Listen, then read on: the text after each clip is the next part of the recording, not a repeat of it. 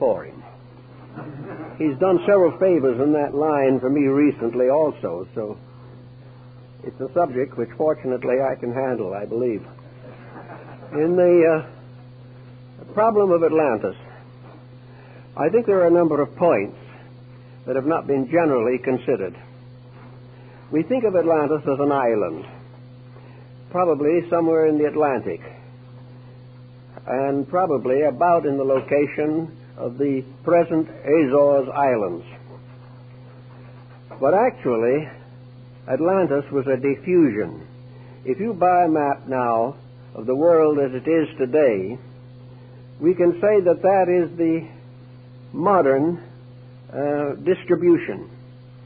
But to have a map of Atlantis as it was in the time of its glory, you would have to have a map of the entire planet, because it was a distribution.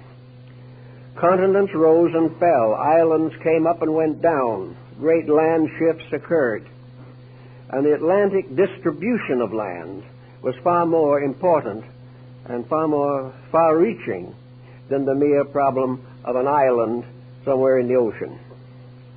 So we have to think of Atlantis in relationship to a complete pattern of the planet.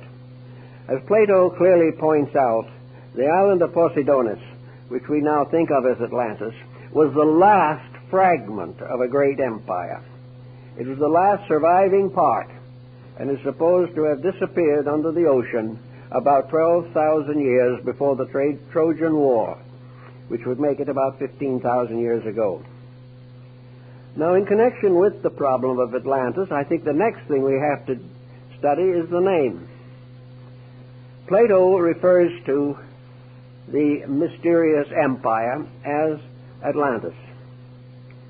He probably received this name, or secured it, from Solon, who in turn had received it from the priests of the Egyptian temple at Sais.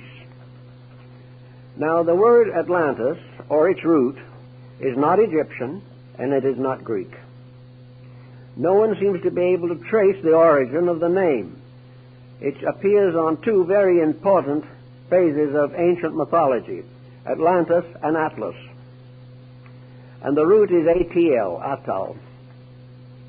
Now, if we look to find a language in which that word or that root is permissible or was used, we find we'd have to come to the Western Hemisphere, because Atal was one of the month names of the Mayas. It also has more than just a name significance. Its glyph, or its symbol, is a deluge. This seems then to give us the real basis of our word, that we are dealing with a term that represents a world experience, that various countries were involved in it, that the circumstances were known around the entire planet, and that the name that has survived to us today is probably based upon the records on the Western Hemisphere. Now, if we take the general term to represent this mysterious region, we then can find from the Codex Troano, which is in the museum in Madrid, one of the surviving documents of the Mayas, that this particular deluge is marked in the glyphs of the people. The story is told in pictures, but among these pictures there is one in which the sky dragon, or the sky serpent, is pouring water from its mouth, and below this the god of death is dancing on the earth. Now, this was a long time ago, long before the coming of the Spaniards, but the records even go much further than that. According to the Chinese, the previous existence before our present coming to this earth was destroyed. The previous world was destroyed by water, a tremendous deluge. And in the I Ching, the 8 trigrams, basic trigrams, correspond to Noah and his wife, their 3 sons and their 3 wives, were the 8 who were saved. And this is exactly what the Chinese tell us. So the story goes around here and there and everywhere. It's a very interesting story, but what does it really mean? Is it merely an archaeological curiosity, or does it have some dynamic value for us today? I would like to think of Atlantis much as Lord Bacon did in his book, The New Atlantis, in which he says in very simple terms, the New Atlantis, which is America. Bacon was quite convinced that on the Western Hemisphere a great empire would arise, an empire that would surpass the glory of the Atlantean story, and that this new world would not be destroyed. It would not turn against the gods. It would not misuse the energies of nature, and as a result would become a new world, a restoration of the Golden Age. Now, when we study this Atlantean problem a little more carefully, we realize there have been a number of speculations on this. Vice President Dawes made quite an extensive search for the Atlantean world. A number of good archaeologists and ethnologists have devoted time to it. And the general attitude is no longer to discard it as a fable, but to try to find out what its actual meaning could be. Now, let us suppose that Solon was correct, and that Solon, being an old man, was unable to do what he had intended to do, and that was to write out an account of the lost Atlantis as he found it, or it was given to him, in the caves under the Temple of Sais in Egypt. Here on columns formed of orichalcum, a metal that cannot perish, was recorded the story of a lost world. These two tablets are sometimes referred to as the Tables of Enoch, and we find a great deal of mystical lore surrounding this story. In any event, Solon, being very old and unable to carry on the work, passed the legend on to one of his descendants who was a student of Plato's. And this student, in turn, told Plato, who took the story, to use it as a great symbolical account of the descent of man. Now, Plato does not deny that the story is literally true, but he does point out so many very subtle and unusual details that we are forced to realize that he embellished it to represent the entire story of the planet Earth and its development. According to Plato, at a remote time, the gods of high Olympus distributed the world to their various sub-deities, and to Poseidon was given the lands of the sea, the great oceans, the islands, the archipelagos. And Poseidon created his kingdom in the oceans, and he created a wonderful city called the City of the Golden Gate. And in this city there was the temple to him, and in this temple were the tablets containing the laws of life, the laws that must be obeyed if man is to survive and to enjoy the favors of the gods. And the Atlantic Empire consisted of 7 islands. These 7 islands also occur in the Mexican story. These islands came together to form a league, and this league in turn created a kind of empire. And in the course of ages, the princes of the islands of the Atlantides became very proud. They decided that they would conquer the world. So in order to achieve this great end, they decided to send expeditions of conquest over all the other parts of the then Atlantean distribution. Now, this distribution at that time consisted, much as it does today, of countries of various degrees of development. It was not an uninhabited world. The Atlanteans were not the only people. But these other people were comparatively primitive. They were like the natives of Africa, or the natives of some Polynesian area, or perhaps the natives of some distant islands of the South Pacific. They were primitive people, but they existed. And the Atlantean merchants went to them, traded with them, and bartered with them. Plato states definitely that Atlantis had a great mercantile, that it traveled to all parts of the world, that it even visited Europe and as far south as South America. But gradually this empire grew more and more proud. Gradually fame, wealth, and power became the great objectives for life. And there was another dimension. These peoples possessed extrasensory perceptions that had not yet been closed by the process of embodiment. They were like the extrasensory perceptions of small children, in whom faculties are partly active, which are now dormant in our racial groups.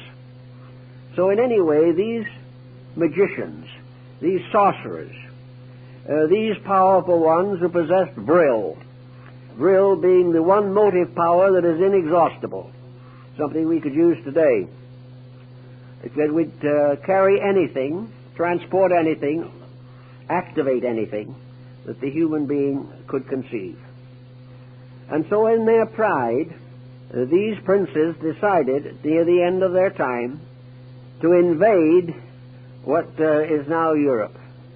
They decided to invade in the areas of the Mediterranean, North Africa, and the Near East. So they sent great fleets to conquer these countries. In the meantime, the deities, particularly Poseidon, realizing what was occurring, gave warnings and sent prophets and told these people they were destroying themselves, but they were proud and they gave no mind or no thought to consequence. And finally they rebelled against the gods, and the gods reacted accordingly.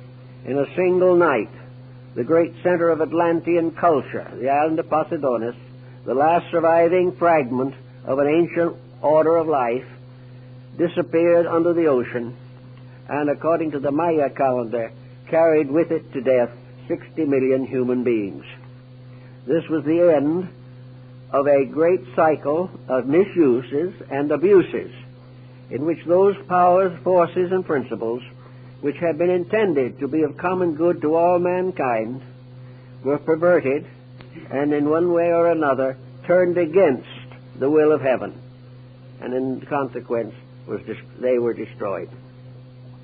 Now this also causes us to have another little interlude here, which I think we should give a thought to. We are told by Plato and several other historians of the time that various agencies, various merchants, travelers, explorers from Atlantis visited other lands. And among those who visited other lands were the priests of the Atlanteans, those who worshipped the great golden serpent. Serpent worship was one of the oldest religions of the world. Now these various missionaries, shall we say, went to primitive people, as we send missionaries today to underprivileged or gradually evolving groups. And these missionaries set up various institutions in the distant parts of the empire, the parts that were not actually destroyed by the destruction of the Atlantean centerland. Now, it seems to me, and I realize that this is hypothetical, but it seems to me that this explains a series of legends and myths which are of interest. We are told, for example, that the people of Chaldea and Babylonia were very primitive, that they had not yet discovered the use of fire, that they did not know how to cook food, they did not know how to keep records, they had no medical knowledge, they had no laws to live by and no governments except tribal communes. And in the midst of all this time, while they were living along the shores of the sea, one day something strange happened. A being came out of the sea. This being, whom they called Oannes, had the body of a fish and the head of a human being, and wore on his head the head of a fish on end. If you see the old pictures, you realize that his hat was what we call today a mitre. which is practically exactly the shape of a fish's head. And this man who came out of the sea had scales. Now, scales could very well represent armor. He carried symbols with him, and he was a good man. And he came to these people, and he taught them. He gave them a written language. He gave them the knowledge of agriculture. He taught them astronomy and the mystery of the stars. He helped them to build a permanent government, introduced them into the mysteries of architecture and the building of cities. And he also taught them the mysteries of heaven and the ways of the gods, and taught them to live in obedience. And he told them that in due time he would return. And then he went back to the sea, promising to come back one of these days, sometime in the future. And he walked out into the sea and disappeared. Now this seems to me to be a veiled story, could be a veiled story, of an Atlantean traveler, a missionary perhaps, who came to these people very much as the Chaldeans coming along the coast of Brittany and France gave them the beginnings of the culture of the Druids. This one who came out of the sea, dressed in armor, probably came on a ship, which came over the horizon and was regarded as evidence that he came out of the sea. The most important thing, I think, in the legend is that he promised to return. So they waited. And they kept his laws and they kept his rules for years, but he never came back. Now, on the opposite side of the world, something else was happening. The people of Central America were living in a very primitive state. Some of them were cannibals. They had no homes except rude huts. They had no instruments except cut from stone. They did not know how to cook their food. They had no written language and no way of recording their history, no knowledge of any of these things. And while they lived in this primitive condition, a strange thing happened. An old man came to them, riding on the back of serpents. And he came to the shore, and he was welcomed by them, these peoples.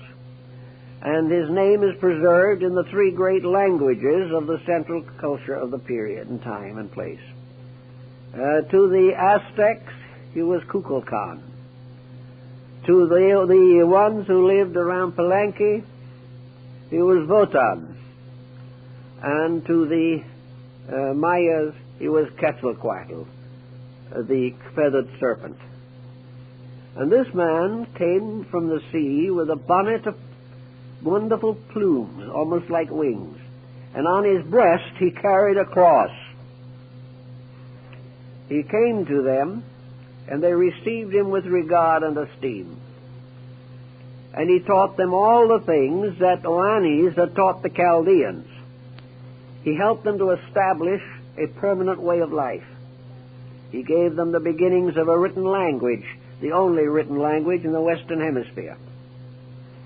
He gave them good government. And then he said, now I go away. But keep the rules that I've given you. And in due time, I will return and claim the empire. But in the meantime, obey the principles I have taught. And these principles were of very high quality morally and ethically. Then this being went to the shores of the sea.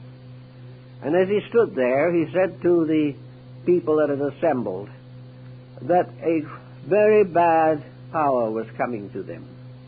Tezcatlipoca, the god of war, was going to come from the south to destroy their empire.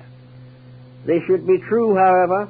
They should keep the rules, and then he would return. Then there are two accounts of what happened to him.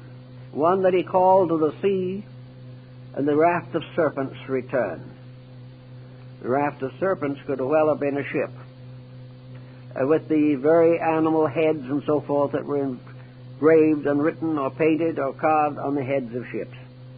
The other explanation is that he was transfigured and rose to become immortalized and deified in the planet Venus. He said, I will come back. But he never came. And when the Spaniards arrived, many centuries later, and their ships were anchored, the Aztec Emperor Montezuma took the plumes on the crowns, took all the symbols of regality, and sent them by ambassador to Cortes, saying that he was Quetzalcoatl returned, and that therefore he was returning the kingdom which his people had kept trustworthy for ages. These stories are interesting. There's nothing you can do but remember these strange stories. The same story exists in China. In China, the world's reformation, the restoration of humanity, was the result of a mysterious being who came out of a fish's mouth and, rising out of the sea, taught them the secrets of life. In India, Vishnu, in his first incarnation, is born from the fish's mouth. Everywhere the sea was the source of instruction. Something came from the sea. We can't dogmatize what it is, but it is interesting that at a remote period, certainly 8,000 or 10,000 years ago, if not more, doctrines and concepts and beliefs reached all parts of the world and are still reserved and preserved in all the mythologies, legends, and allegories of ancient peoples, and were recognized as the ultimate source of civilization. Now, if these were missionaries, travelers, philanthropists from the Atlantean Empire, they might have wished to come back. They might have said that they would, or that others would follow. And then came the deluge. The center of the great wheel was destroyed. No one could come back. Little by little, these peoples in different areas modified their beliefs.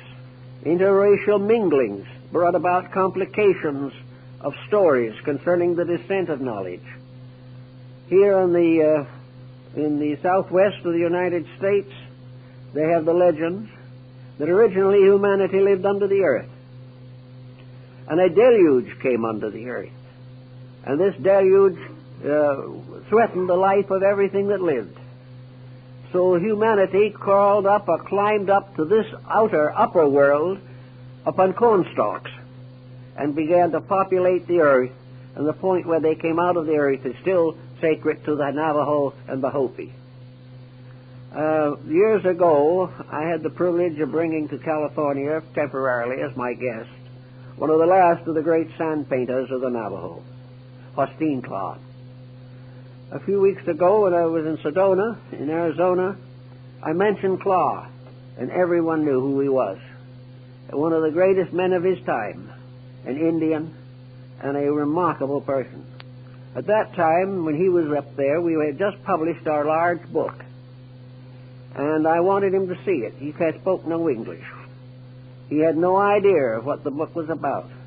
So I turned to the plate of the Table of Hermes, just in passing along through the book. You'll find it if you have it. And the old Indian stopped right there. It was Chaldean. He didn't know what Chaldean was, never heard of it. But he told me through Huskanaswood, his interpreter, long, long ago, my people could read this. American Indian. Every once in a while, something like this happens, and no one knows why. But it all adds up to something that is very unusual and very interesting. I think if we follow all of the traditions that exist, we would summarize the highest terminal aspect of Atlantean culture as a very high culture, with scientific knowledge, with good map making, with many types of industry, arts, and sciences, accredited as having the first to domesticate the horse, with hospitals and clinics, and with various types of locomotion. And according to the old stories, the Atlanteans had the secret of flying through the air. We can doubt all these things. We don't know for certain. But we do know that there was on this planet at least 12, 15, 50,000 years ago, because the Atlantean diffusion and its empires probably lasted for better than 200,000 years before the final destruction of Posidonius, that there was a great civilization. One of the Hindu scriptures says, referring to the earth, the Great Mother has shaken many civilizations from her back. And maybe Atlantis was one of them. Maybe Lemuria was another. Perhaps Hyperborea was another. But in any event, far back, there were forms of life and culture very different from what we have today, which destroyed themselves by the misuse of the spiritual powers of life. So now we come to another interesting episode. In the last few years, there's been a great deal of emphasis upon extraterrestrials visiting our planet. Books have been written to show that somebody from outer space, presumably, who came here long ago, produced all kinds of mysterious monuments, records, engravings, pictures, and carvings, are supposed to have had airplanes, all this type of thing, and it was said to have come somewhere from outer space.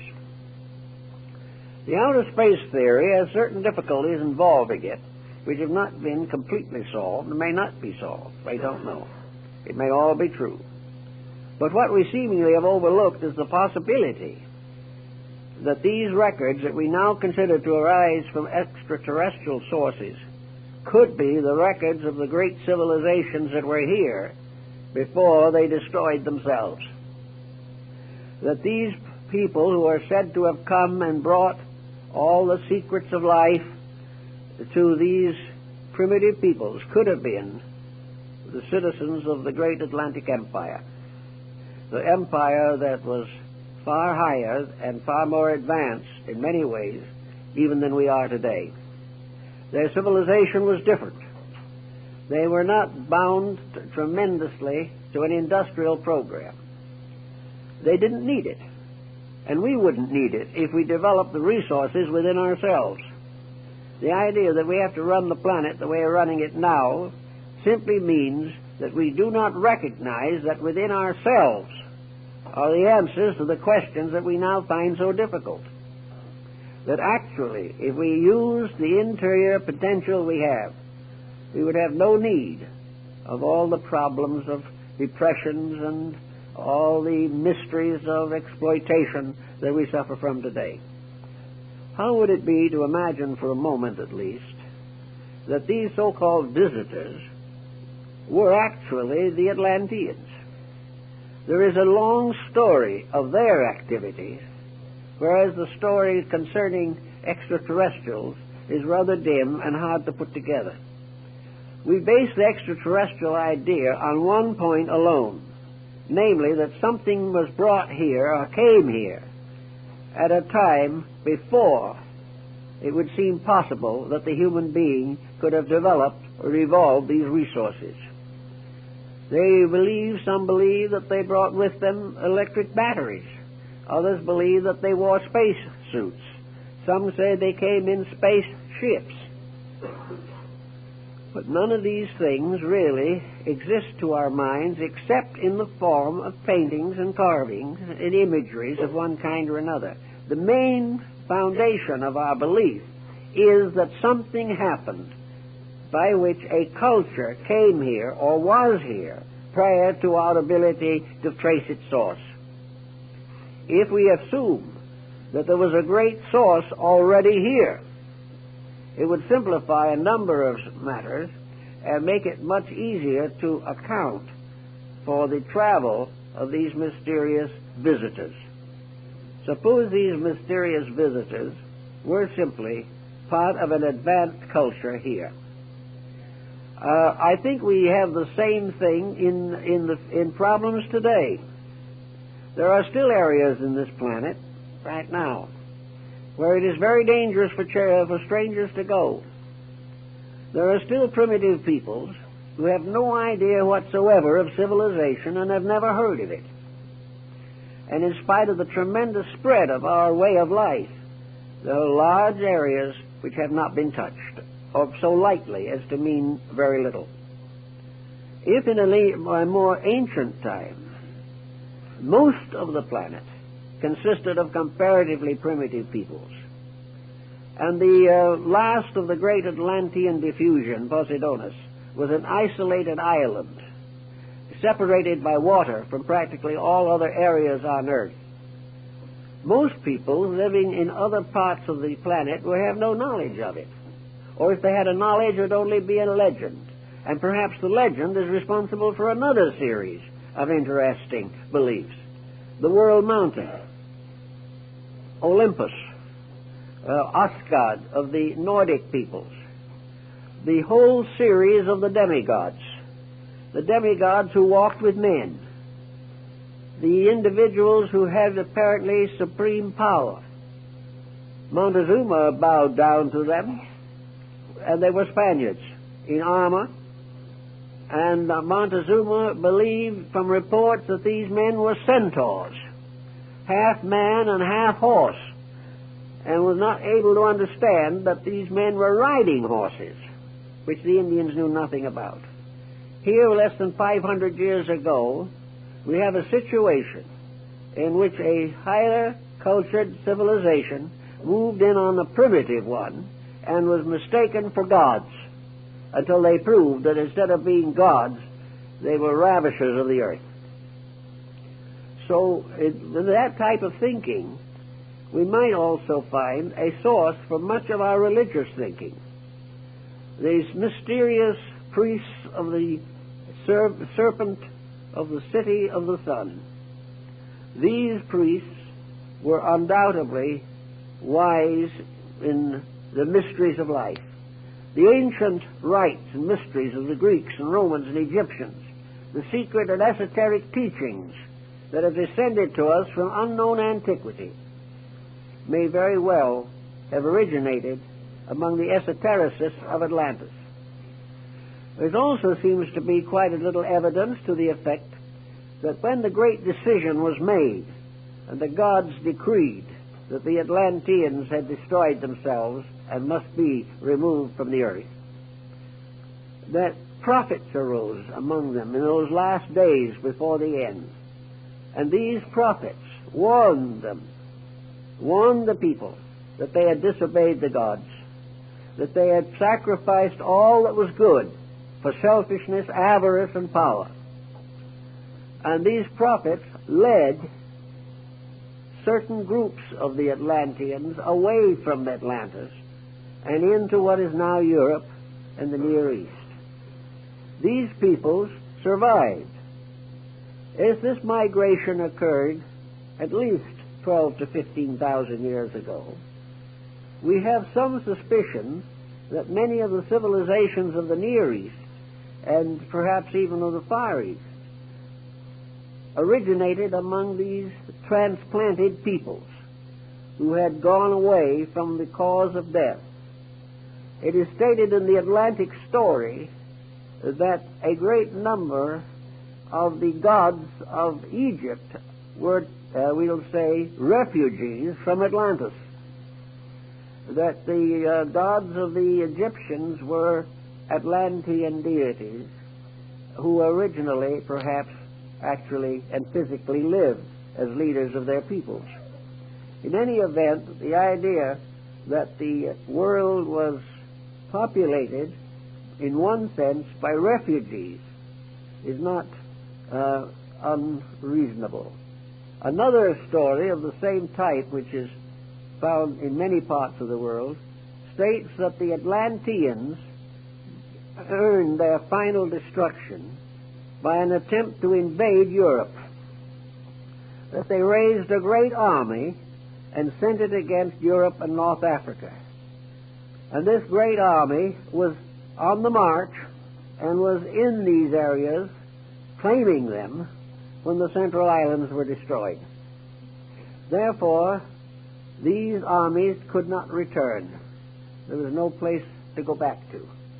And many of them settled and mingled with the peoples of these areas to form some of these wonderful and mysterious civilizations which we have no real explanation for. We have very little explanation for how racial differentiation in recent times came about.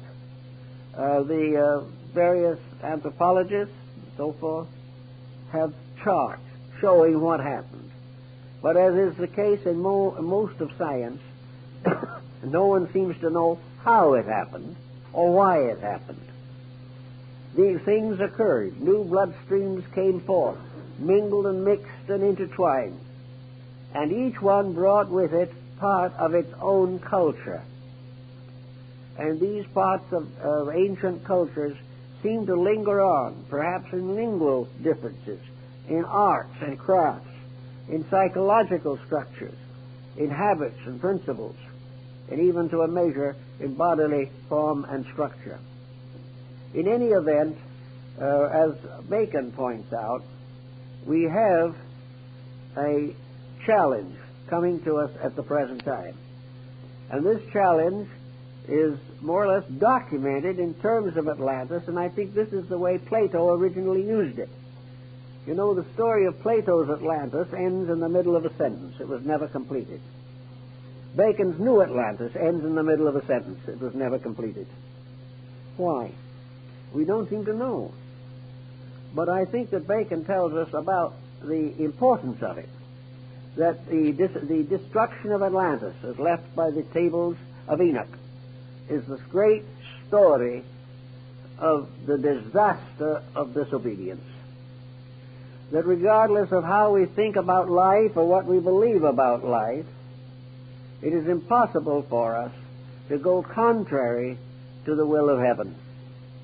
Anything that goes contrary comes in the end to destruction. Plato and several others of the earlier writers also seems to fableize this particular situation. Atlantis may be the submerged self in each of us. This is an interesting possible thought from a psychological standpoint. The psyche may be that part of our nature which alone bears witness to its ancient origin.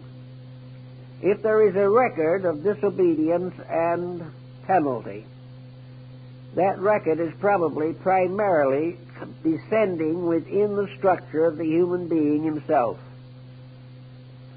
It is something hidden in his own darkness. It is something that may bring him fear. It may bring him conscience. It may warn him of the dangers of the abuse of power and energy. And if so, it may be the submerged part of man's own nature, that part which was lost because of disobedience to the gods. This may be the large, deep, all-spreading mystery of the fall of man, which has been also recorded in various ways among practically all peoples of the earth. Atlantis also seems to have a very great fascination for the psychologist and the social reformer. Is it true that a civilization existed long ago which knew what we do not know today? Is there something lost in our way of life because it disappeared under the waters of the Atlantic so far back in our story? Is it true that there were giants upon the earth in those days, mental giants, that had skills and abilities which they had derived from the studies of esoteric matters? Did black magic originate in Atlantis? It probably did, according to the Platonic discussion, because it was in Atlantis that for the first time man disobeyed the gods. And from disobedience fell the angels. The entire story of human progress, so-called, is today very largely a record of disobedience. the individual has broken the rules of life. Some people, having broken the rules of life, try to study esoteric matters, hoping to find the secrets of some strange magic of long ago. But if they are those who have broken the rules, and they are seeking a knowledge which they do not deserve, and which they do not have the character to use constructively, they could cause another deluge upon the face of the earth. Therefore, every effort apparently has been made in ancient times to protect the secrets of essential knowledge. There are records of legends and accounts everywhere of secret teachings, esoteric schools. There are accounts of ways by which the human being can develop faculties and powers at present beyond his capacity. The scoffer says the whole thing is superstition, that there are no such forces, but that isn't proven by scoffing. It is only proving by testing. I remember years ago, when I was in India, I met an old gentleman whom I make the hero of a book called The Guru. This old gentleman was a guru. I was never a disciple of his or anything of that kind, but I did know him. And we've talked about many things relating to the Yoga, Vedanta, Tantra of India. These secret arts which are said to have been given to the world by the gods in ancient times. And in talking about it, you see, this old gentleman was sitting there very quietly on a little white square like a sheet in his room in a little stucco house in Calcutta. He was sitting there in about 11 feet of his own hair. So I said to him, I'm going back to the States, and as one of the holy men of India, have you a message you would like to have carried to the American people? And the old gentleman, sitting in the midst of his hair, where it joined his head it was pure white, at the outer ends it was black, looked me straight in the eye and said, "Yes, there is. Tell the American people to be practical." That sounds like a very strange thing to say under the conditions. Because if there ever was anything that ever looked impractical, it was what he was doing. So I carried that question a little further. And he explained to me, he said, I would like to make a recommendation. He says, send over to us 5 or 10 of your best equipped scientists, the ones who have the greatest knowledge that your academies and schools, universities, and institutions can produce. Leave them with us for 10 years, and they will reform Western wisdom. We've built it all on the outside,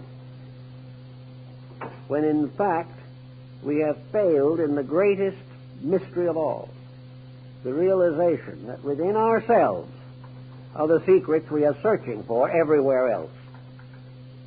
And also within ourselves are energy resources which cannot be exhausted. And that there can be and should be an over-science of life by means of which human beings could build a world that would endure, a world that would be worth living in for everyone who lives here. Now, the old masters of the magic of Atlantis lost all by perversion. They lost themselves and they lost their lives. They lost their world and their beautiful cities and their temples. Nothing remained because they failed. Now, at the moment, we can also remind again of the Atlantis of Bacon, namely what we have to do. He said, Bacon in the New Atlantis said that we might say the motto of the great Atlantean experiment was that man should learn to know all that is possible for man to know, and should then